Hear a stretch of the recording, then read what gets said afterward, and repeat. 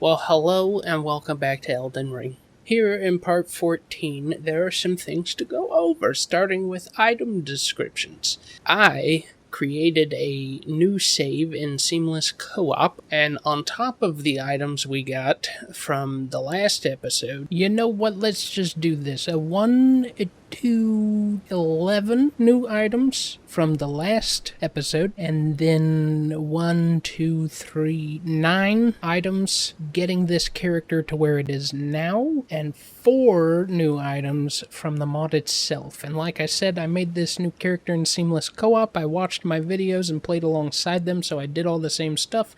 Only reason I have more items is because the creatures I killed dropped different items. So you didn't really miss much. Don't worry about it. And the only other thing that I did on purpose that I did not do in the last game was I went all the way over here to the Smoldering Church, and I did that to get the Missionary's Cookbook 3, because the Missionary's Cookbook 3 had the Silver Pickled Foulfoot. Yes, that's right. So I made a couple of those to help me farm the Grave Scythe again, which didn't work, by the way. I yet again ran out of luck enhancing things, item discovery enhancing things, and just ended up farming it regularly. And this time I actually had much worse luck, and it ended up taking me about 3 times as long as last time to farm the thing. That was great. I enjoyed it. No, it was actually a bit of fun. I just, sort of chilled and watched Twitch streams while I farmed it. Bit of YouTube videos, bit of MF Pally time. But anyways, we should get to reading those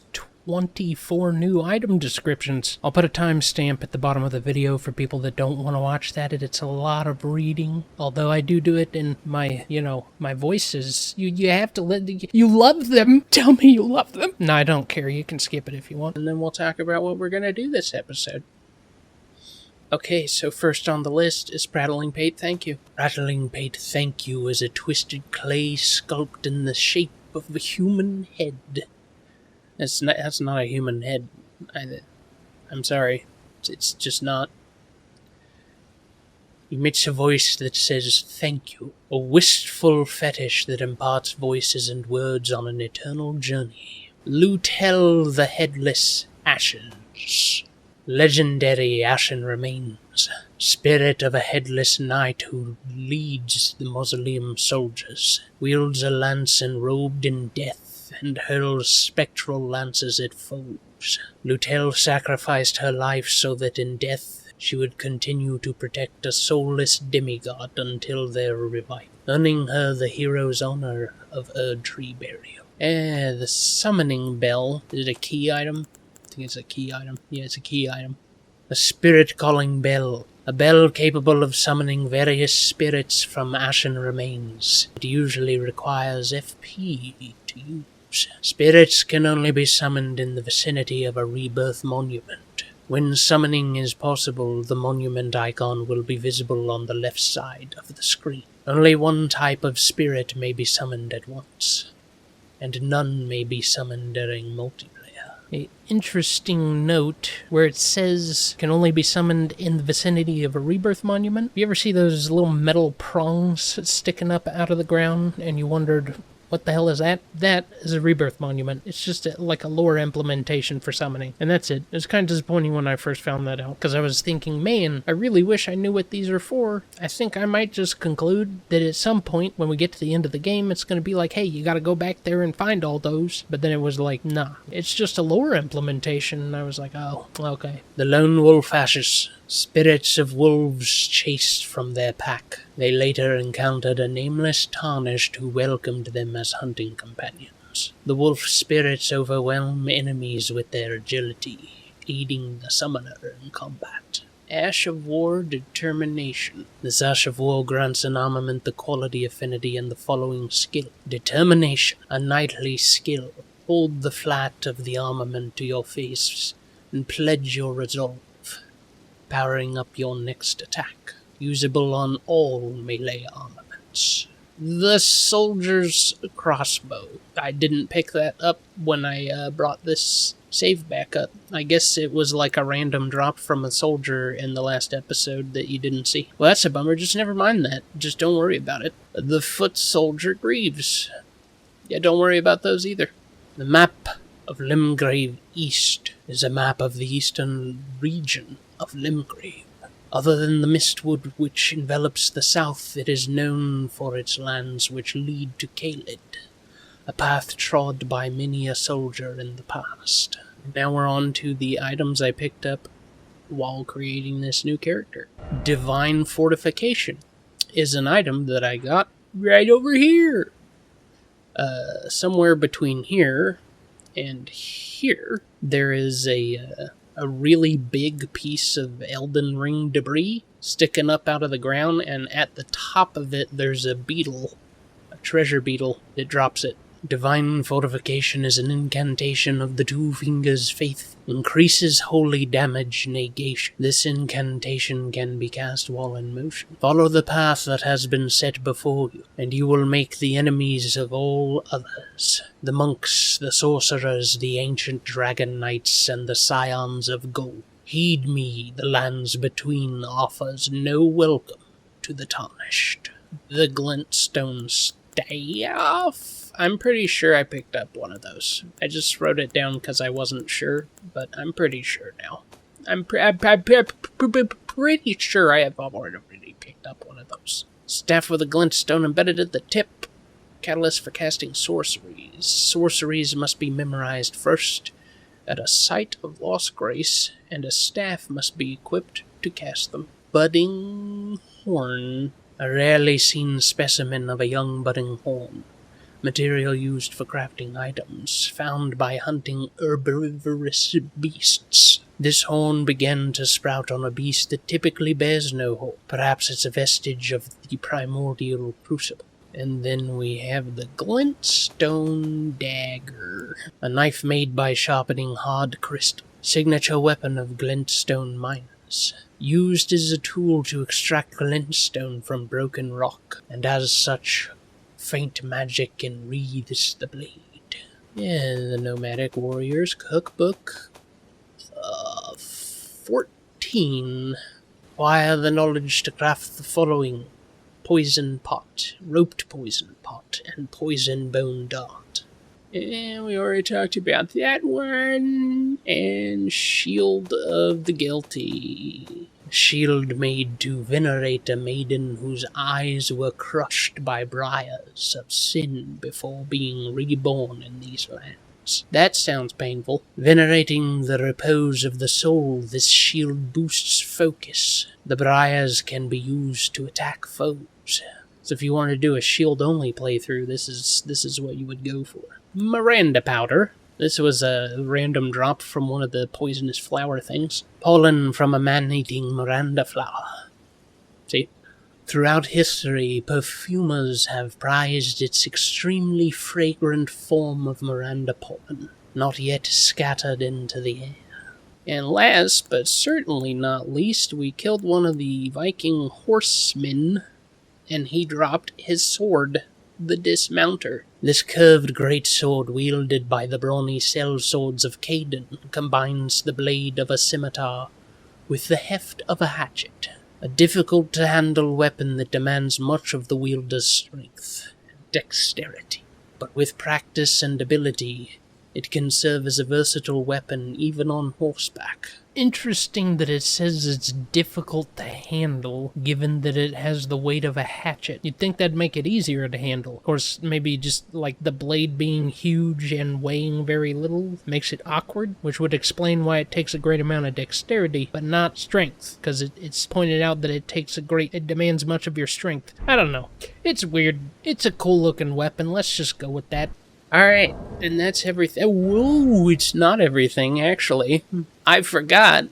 We gotta go over these items. These 4 items here are items that are included with the Seamless Co-op mod. And they bear their own descriptions. They're used for the co-op stuff instead of these items. The Tiny Great Pot. An item for seamless online play. Opens your world to wanderers. The Great Pot is always seeking capable warriors to add to its rank. By revealing its symbol, aspiring warriors will join you on your quest awaiting their judgment. The Effigy of Malenia joins a world as a wanderer. Many warriors have looked up to Malenia as the symbol of ultimate strength. Her effigy, containing a remnant of her scarlet rot, will be drawn to those who seek powerful warriors. The separation mist exits the current session. A tiny orb containing a thick, freezing mist. The aura given is cold and distant, making every wanderer think of the long journey home. And the Judicator's Rulebook makes friends, enemies. Towering Judicators once roamed this land, imbibing scorn between the denizens. You can feel it radiating from this tome. Will you dare to open it? And now, there are 3 things that I would like to get done in this episode. One is, we're gonna go in here. We're gonna go in here to this castle, and we're just gonna come right over here. Now, we're going to go in the castle, and we're going to run all the way to here, because there's a grace in this room, and then cross this hall, and we're going to go up to the second landing here, through all of the potmen, and there's some cracked pots in here. We're going to pick those up along the way, and then we're going to travel along this balcony, and we're going to come out a door over here, then we're going to travel over here, we're going to go up another level, and then we're going to go down a spiral staircase and then a bunch of other staircases, and there's going to be a ton of stuff trying to kill us. It's going to be crazy, but I'm not going to engage with anything, and I'm not going to pick anything else up. We're just going to get upgrades. This is an overly detailed playthrough, so I am going to pick up everything, but I want it to be in a specific order. So when I go ahead for upgrades, I'm going to skip everything else. Now, we are going to have to engage one enemy. We're going to have to kill one guy. And that is Margit the Fell, leader of the Fell Omen. And what the hey? Let's summon in some help. Let's summon in Rogier. Oh, another thing to note. I did go to merchants here, and in the Church of Eleh, talk to Kale. And then I think this merchant here. And I bought all of their cracked pots, so I now have 5 cracked pots as opposed to the 1 that I had in the other save.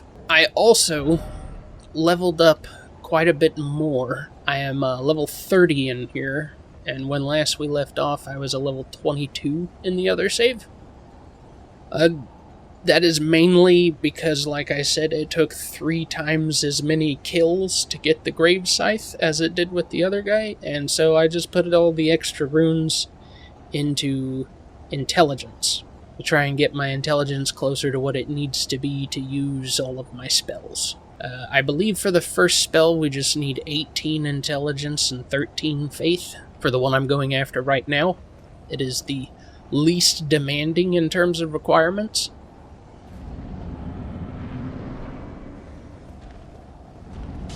Alright, Roger, let's get it done.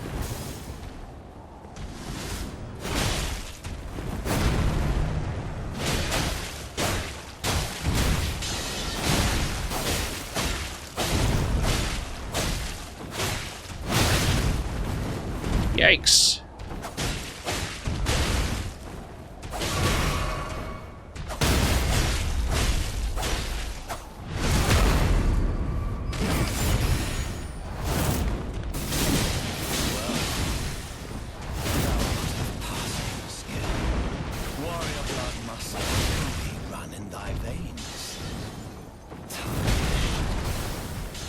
Oh, you bitch. Well, that's just rude. I still have this shield on. Get that out of here.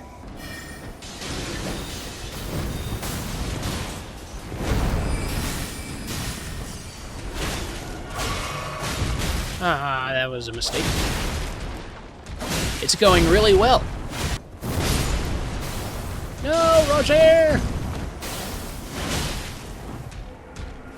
Needed you for distraction.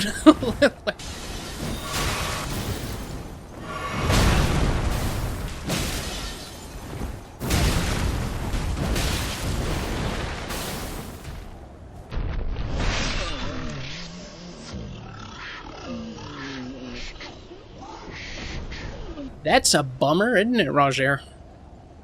We both died. Should be one more. Yeah, there we go.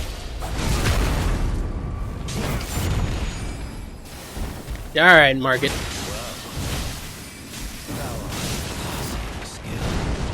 Yes, I'm of passing skill.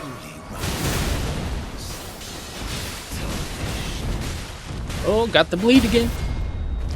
Ah, another stagger.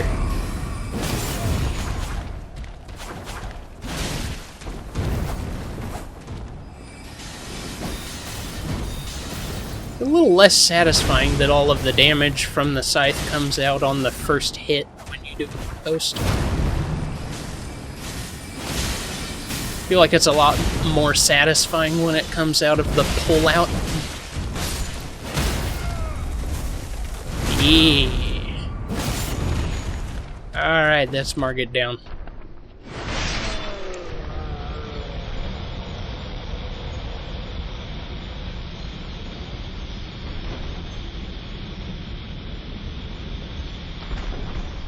Hell yeah, dude. I shall remember thee, tarnished, Talisman pouch. with thy meager flame.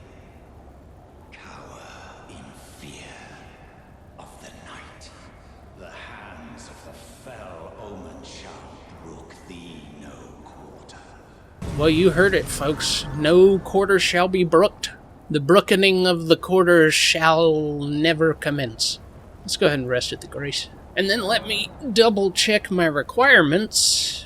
I'm gonna spend some of these runes to level up, and I want to make sure I'm not misremembering the faith, because I'd like to be able to use the spell right away. That would be neat. It is called Rancorcall. Requires 16 intelligence and 14 faith. Yep, we're already there.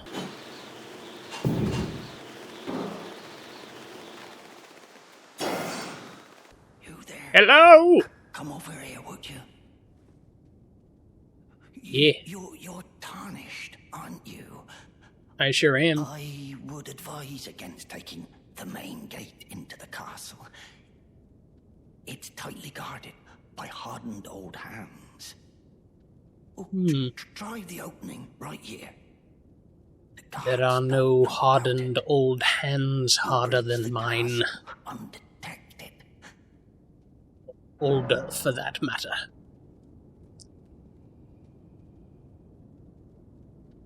No, I am pressed for time. I think I will use the main gate. Fair enough. You certainly don't have to trust me.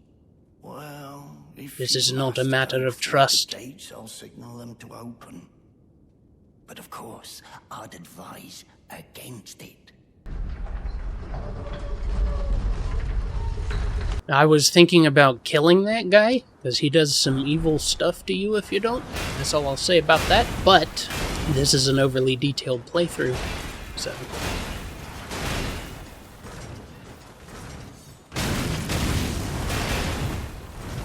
See, these ballistas here are the reason that he advised against going through the main gate, but as you can see, literally all you have to do is just run. You don't even have to dodge most of the time, except for with these guys. These guys are, with ballistas, yeah. These guys, they're a little more agile than bolts.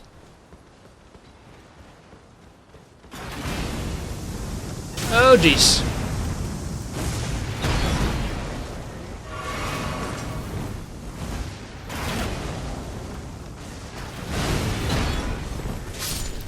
Excuse me, fellas. Coming through.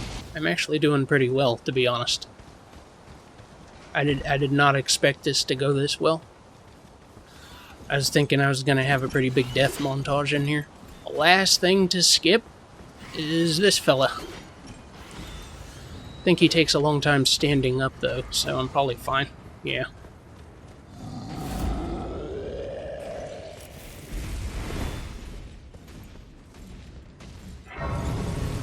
And now we have this grace. We're golden. It's at this point in the editing I realized that with our 2 hours of footage, even with what I've edited down so far, we're at 20 minutes, and there's still an hour and 10 minutes of footage to edit. So I decided it's time to stop being so sentimental about my footage and speed the fuck up. Cracked pot.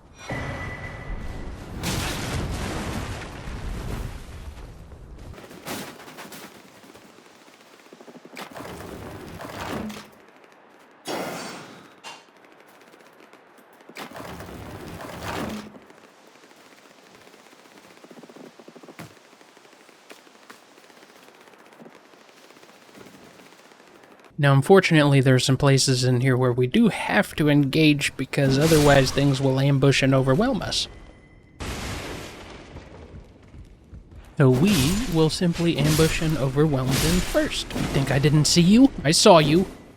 And we have acquired the weathered straight sword, which we should now read about. But first we gotta read about the talisman pouch that we got from Margit and didn't read. Talisman pouch is a small withered bag, knitted by hand, bestowed upon the ruling lord or those attempting to become lord by the elderly finger reader. Increases talisman equip slots. As the voices of the two finger readers are said to live lives eternal, and one is even supposed to have served as a wet nurse to royalty. You can find that one. I remember finding that one. Presumably, like every bit of lore in Soulsborne games, is hinted at but not fully confirmed. She talks about one of the members of royalty and cries about how he's gone now and how sad that is. But anyways, the weathered straight sword is a straight sword with a rather short but wide blade. Simple to wield, it was known as the Sword of the People. Though the Erdtree styling is still visible, time has not been kind to this sword. Now merely a shadow of its former self. Square off skill. We've already read that before. Boy, I tell ya what. You know, it occurs to me that I forgot what I said about coming down here with the whole not engaging anything or picking up items, but I feel like I mainly did it in circumstances where I kinda needed to, so I'm not that upset about it. Oh fuck. No.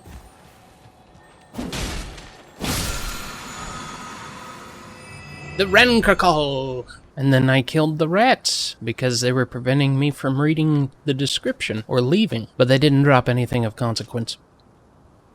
The Rancorcall is a sorcery of the servants of death. Summons vengeful spirits that chase down foes. Charging enhances potency. Once thought lost, this ancient death hex was rediscovered by the necromancer Gareth. Who's Gareth?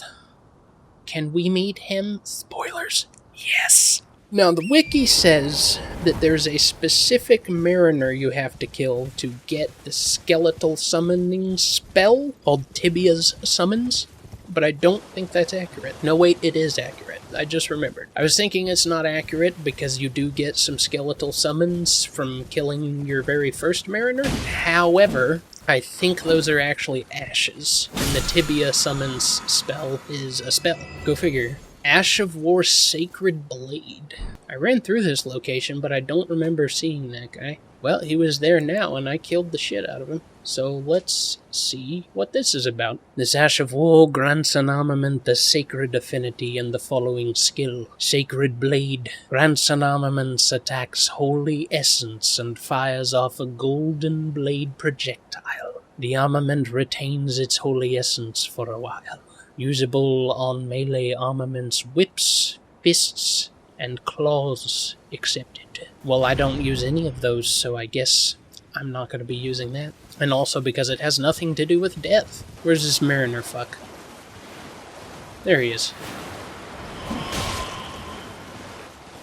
Tagged ya.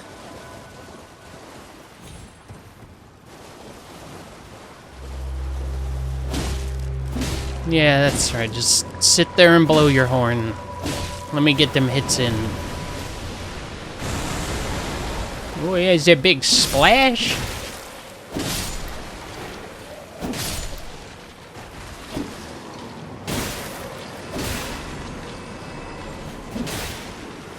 To court me is to court death. Literally. I'm death. Oh. Another big splash. Ooh, drifting.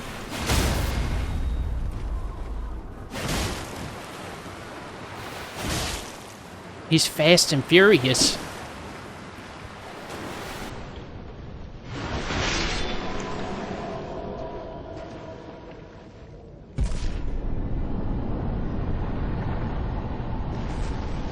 Well, that was easy.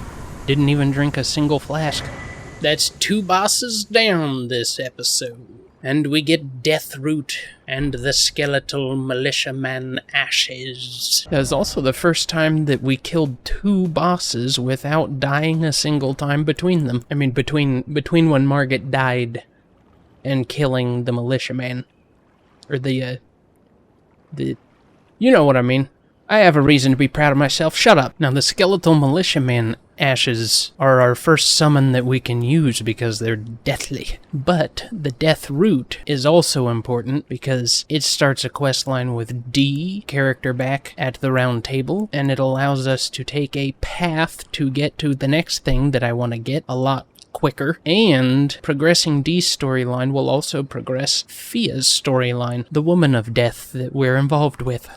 Deathroot is a source that gives rise to those who live in death. The beast clergyman found at bestial sanctum in the distant east collects and devours these roots. On the night of the dire plot, the stolen rune of death enabled the first death of a demigod. Later, the rune of death spread across the lands between through the underground roots of the great tree, sprouting in the form of Deathroot. I know I've said it before, but it really is fun reading these descriptions and learning lore through them. A skeletal militiaman Ashes. The ashen remains in which spirits yet dwell, used to summon the spirits of 2 skeletal militiamen. These are the spirits of militiamen who live in death and will continue to rise again until properly finished off. This is the grotesque fate of those who come into contact with Deathroot. So, even as our summons, when we summon these guys, when the enemy kills them, just like when we kill them, they will keep coming back until the enemy hits them while they're dead. But it should also be pointed out that happens pretty often. So you gotta kind of play defense whenever they go down, because the enemies will actually target their corpse. So, still pretty beneficial. If you do play defense once they go down, you know, it's not hard to just keep your eye out and then do that. I don't do it very often, but it's not hard. To the skeletal militiamen, death now speaks. Without me, I would not tolerate your lives. But within me, you shall become more powerful than you could have ever imagined possible. You shall know, as I do, what it truly means to be feared. 'Cause I'm gonna upgrade you by the grace of crestfallen Roderica. Righteous now. And that's all our Grave Glove Wart, unfortunately. Because we are all out of Grave Glove Wart 3. Or we never acquired any. Anyways, we don't have what we need, but we'll get there. Now it's time to go try to kill a bird. But first, we're gonna go grab this map.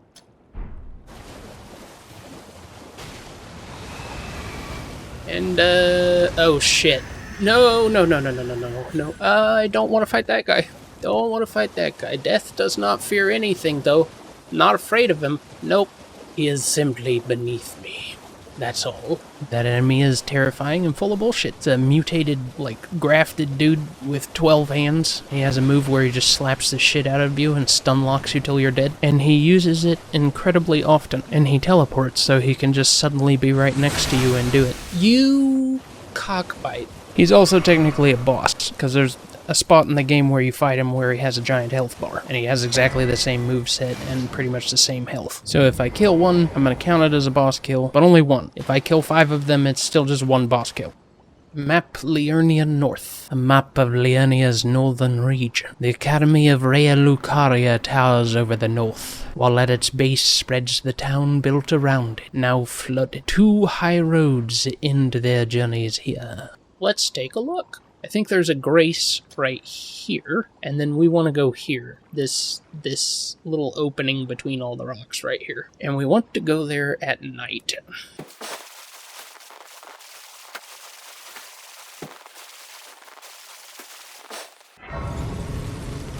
let's memorize spells. Memorize spell. Get these out of here. How much FP does this use? Not a lot. That I still have quite a bit. 74, so it used 14. Okay.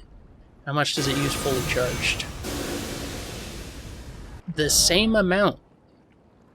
Note to self, always fully charge Rancorcall. Ancient Death Rancor is what we're getting from the bird. We're not going to be able to use it for a while because it requires 34 intelligence and 24 faith. It'll be nice to have. But since we're not going to be able to use it for a while, I'm just going to go ahead and put some points into Vigor, I think.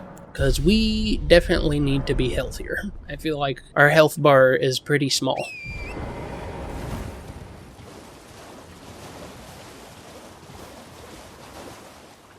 And we didn't pass time.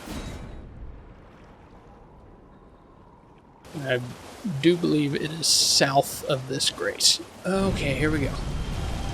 We passed time. Where? Oh, he spawns in the air. Okay. Ouch! That hurt.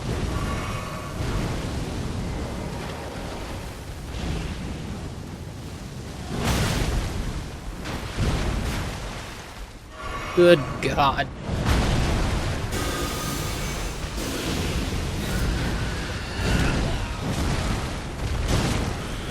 Don't do it. Jesus.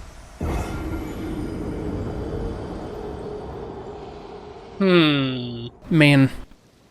Who knew killing an enemy that drops an item requiring me to level 35 times in intelligence and faith alone as a level 32 overall would be difficult? I didn't see that coming, and I just realized I still haven't set up my Wondrous Physic. There we go. Alright, Wondrous Physic is all good. We're gonna drink it here.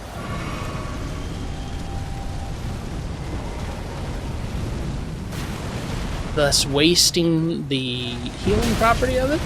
Ow.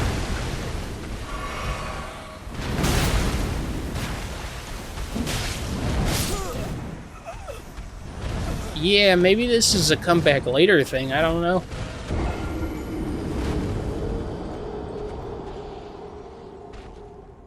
I'll give it one more go.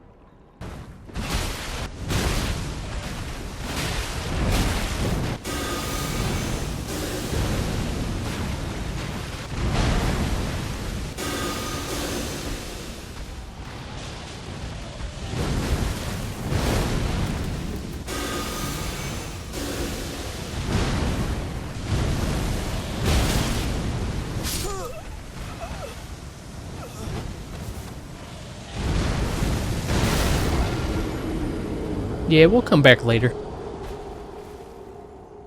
Then we go back to get our runes. I don't know if I picked them up last time. This might just be our pride. Yeah. Okay. Now, at this point, I was debating whether I should do the last task on my list because it requires a lot of travel and the recording was already at an hour and a half. But I guess I decided I hate myself or something, because here we go. So, first place we need to go is right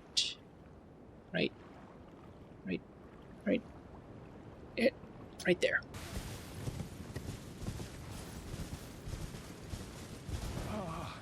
Welcome, dear customer. Yes, right this way. Right this way. Welcome, valued customer. Come, trade in our wandering emporium. Please, buy something. I'm hungry. I've been hungry so long. Please? I gotta be honest, I'm not very incentivized to buy from someone when they beg me to buy from them. I mean, he's hungry, which, you know, I'll just give him some money for food, but I do want some stuff that he sells. He sells a couple of cookbooks, but we don't have the runes for it because the Death Rite Bird stole them from us. So I'm gonna mark him with a gem and come back. From here on out, it's gonna kind of be fast-paced because there's a lot of stuff that I really want for the build in a lot of areas that I don't want to interfere with. So we're just gonna go straight there, grab it, and go. But we will be back. And here, at the top of Fort Height, we find half of the Dectus medallion. To get the right half of the medallion, we'll start our journey by talking to Dee back at the Round Table Hold about the Deathroot we found. I don't believe we've met. I'm known as Dee. I hunt down those who live in death and weed their Deathroot. Heed my warning. Those who live in death should be left well alone. All the more should you spy a Mariner among their number.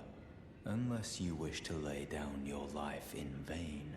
Or unless I wish to weed out their Deathroot. Well, with a prowess for weeding Deathroot. How would you like to earn the strength of beasts? If you're inclined to hunt more of those who live in death and weed their Deathroot, then I'll introduce you to Garank, the beast clergyman. I have a matter of my own to attend to, and the beast himself wishes for someone to take my place. What say you? I say let's meet this Garank fellow. Very well. Show me your map. I've marked the location for you, of a hidden gateway. It will lead you to Garank, the beast clergyman. So Dee has just showed us a hidden location of a teleporter that will take us to the beast clergyman Garank so that we can give him the Deathroot. And we're gonna start this journey by traveling to the Third Church of America because it's the closest to the red mark you put on our map for the teleporter. For now, we're just gonna use it as a shortcut to get to the other half of the medallion.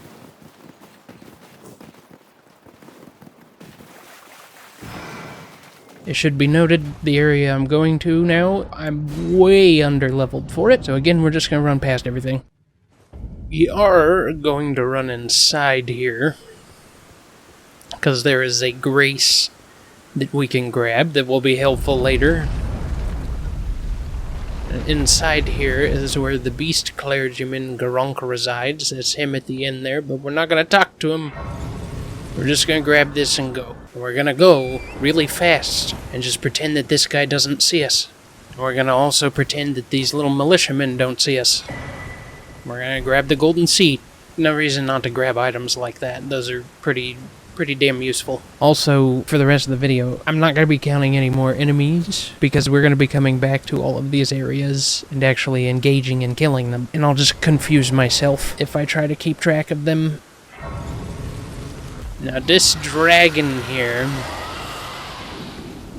Flying Dragon Grail, he's a dumb dragon, and he'll back up like that and do a strafing run the opposite direction that you're running every time you run across the bridge. So in order to avoid him, if you want to just run past him like I'm doing, all you gotta do is just keep moving. Keep moving as fast as you can. Don't like walk across the bridge, because then he'll fuck you up. Okay. Yep.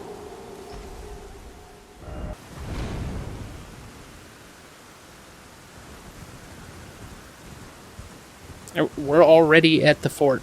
I didn't think this would get us here this fast. It's definitely a lot faster than the other route, which requires you to light a bunch of beacons to open a locked door.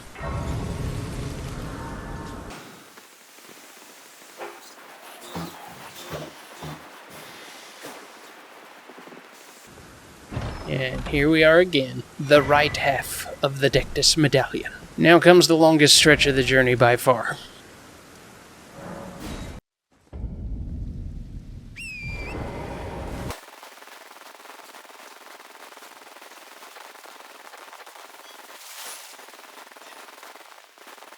Pause in here just a moment to discover a painting. I think I talked about these paintings a little bit, but they're basically clues for items. The ones you can interact with, you look at the painting and try to judge where the artist was when he painted it, and then you find that spot and the artist will be dead in the chair and you can loot his corpse for a special item.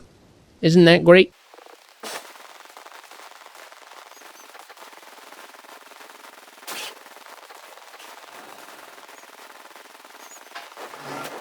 And here we want to be really careful, because there's some Scorpion King motherfuckers that try to shoot you with a crazy powerful bow.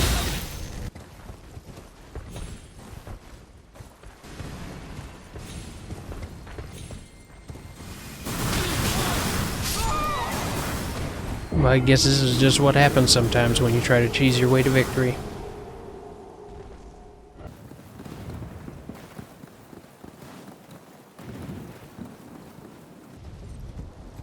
Okay. Going down the normal way. Here's how you do it. This, oh boy. Well, that's what happens sometimes when you try to legitimately make your way to victory. Okay.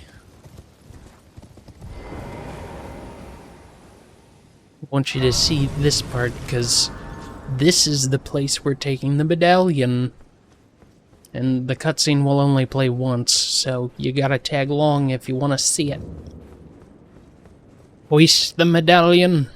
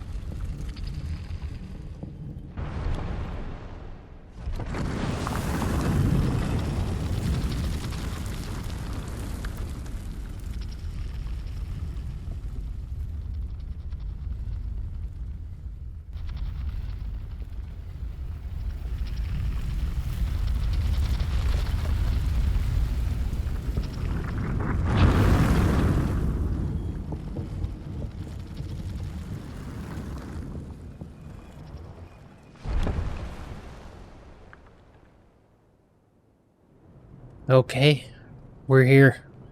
We're there. The Altus Plateau.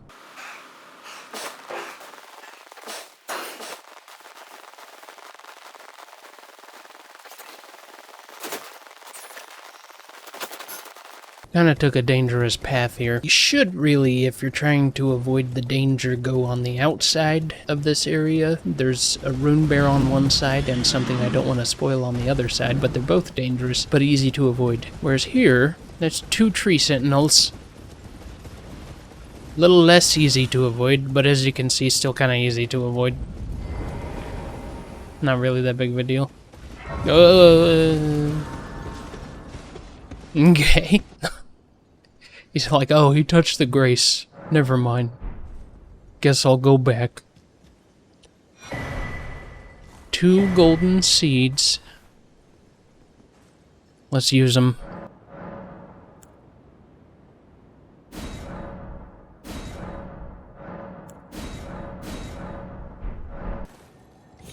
We're back to normal speed, not skipping things, because we're very near the item that we're after.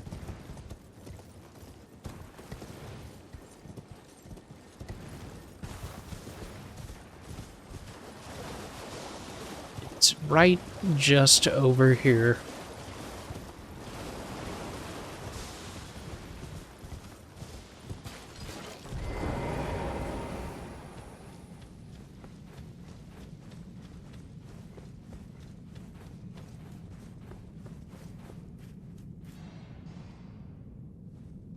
Touch this grace. Then we roll through this wall. Ooh, magic.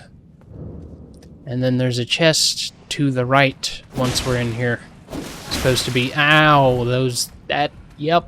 this very high level area shouldn't be here. But I really want this thing over here. The Smithing Stone Miner's Bell Bearing 2. That's fine. I didn't need to live anymore. I got what I was after. Doesn't even matter that you killed me.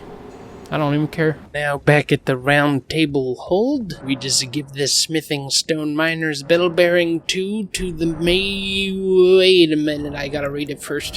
Whew, that was close. The Smithing Stone Miner's Bell Bearing 2 is the bell bearing of a miner who once dug for smithing stone. Offer to the twin maiden husks at the round table hold to gain access to the following items. items. Smithing Stone 3, Smithing Stone 4, and Explosive Stone. Yeah, so now on top of the Smithing Stone 1 and the Smithing Stone 2, the Twin Maiden Husks now sell Smithing Stone 3 and Smithing Stone 4, which respectively get your regular stuff up to +9 and +12. And we have one Smithing Stone 3, so we need 5 more, because we're already at +8, so we're just getting that last one. And then we have 0 Smithing Stone 4s, so we need 12 of those, which will set us back about 13,800 runes. So that's the goal. Next time, we're going to get 13,800 runes, upgrade the Grave Scythe to +12, and then murder things while we explore. I think I'm calling no more build stuff for a few episodes, and we're just gonna get to it as we get to it. No more running ahead like this. Partly because it's really confusing, I think, both for me and for you, but also because it was absolute hell to edit this video. I have a folder with 104 items in it, including images and voice recordings and all sorts of stuff. Oh boy. Next time, we'll be exploring, but I hope the finished product is something that you enjoyed. Till next time, love you, goodbye!